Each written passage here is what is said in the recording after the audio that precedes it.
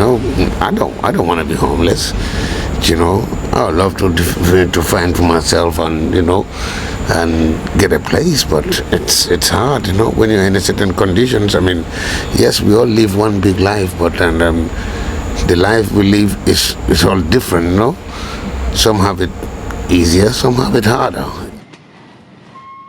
My name's Anna and I'm here with my colleague Frankie Lister-Fell. Frankie, can you tell us a little bit about why we're here and what you've been reporting on recently?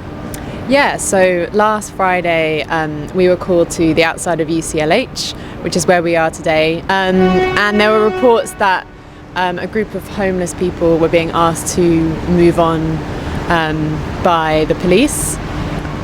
This isn't the first time it had happened, but this was definitely on a scale that I'd never seen before. So I sort of witnessed from start to finish what happened, and we saw lots of police officers, hospital security staff, the council's community protection officers, and then later on some bin workers who basically disposed of all the tents that were here. There were around 12 tents.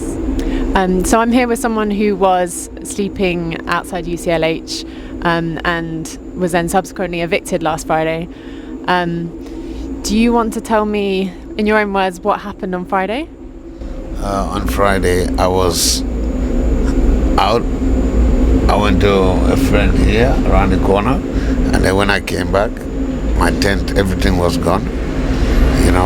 I mean, that was the only place I could say go back to us in home. Then everywhere was boarded up, and my tent were moved. Then I went around the corner there where the other tents are to see if they find or see any of these other people that were here, and then they told me no. So they told me that everything has been taken away by the police and put in the truck, the rubbish truck, to be thrown away. People still living in those tents? Did people lose their possessions? What kind of happened? Yeah, people were still living in those tents. When I got here, there was only 3 of them who were in the tents at that time, and I spoke to them. Some of them had been living here for about 9 months, and they said they kind of formed a community with the people here. They had previously been told to move on, like wherever they found themselves sleeping rough. They kept encountering situations where the police would ask them to move on, but they found that here that hadn't happened yet, so they were pretty devastated to learn that was happening. I was left like that. I was speechless. I was devastated. I couldn't do nothing. Who am I going to ask the questions to, Everything that I have and that I kept was there with me, So it's all gone. Everything is gone. And so since Friday, where have you been staying? Have you managed to pitch your tent anywhere else? No, I didn't, because it's only today I got a tent. And so I tried to go in the park and sleep there, but it's all muddy, so it's not possible, and I'm not feeling too great. And 2 of them were issued with dispersal orders. What is a dispersal order?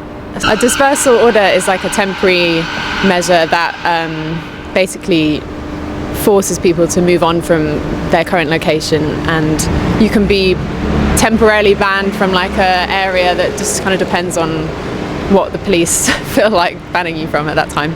I saw 2 of the dispersal orders that were given out, and it was quite a large area. It wasn't just the hospital premises, it stretched all the way down to Covent Garden. You try and look at it in every possible way that to make a sense out of it, and it makes no sense, because it's like you just live a life that's just pain and worries and anxiety, and you constantly worried, you constantly you're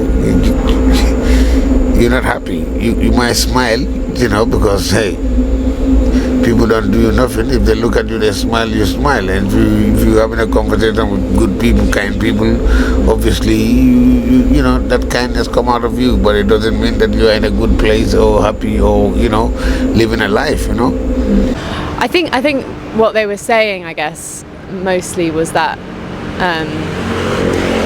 they felt like they were constantly being asked to move on by the police or whoever it was, business owners. It seems like people just don't like the sight of people sleeping on the street. But the responses, I think we spoke to someone a few minutes ago who said that actually a lot of people from the public had been saying to him, I'm really sorry that happened, and that was really awful to see your tents being crushed in a bin truck. So there has been a good public response to this, but personally for those individuals, a lot of them have had to overnight find replacement tents, sleeping bags, traipsing around to churches trying to find warm clothing because it was freezing last weekend. And it's just, I think a lot of them are very disheartened by what they saw.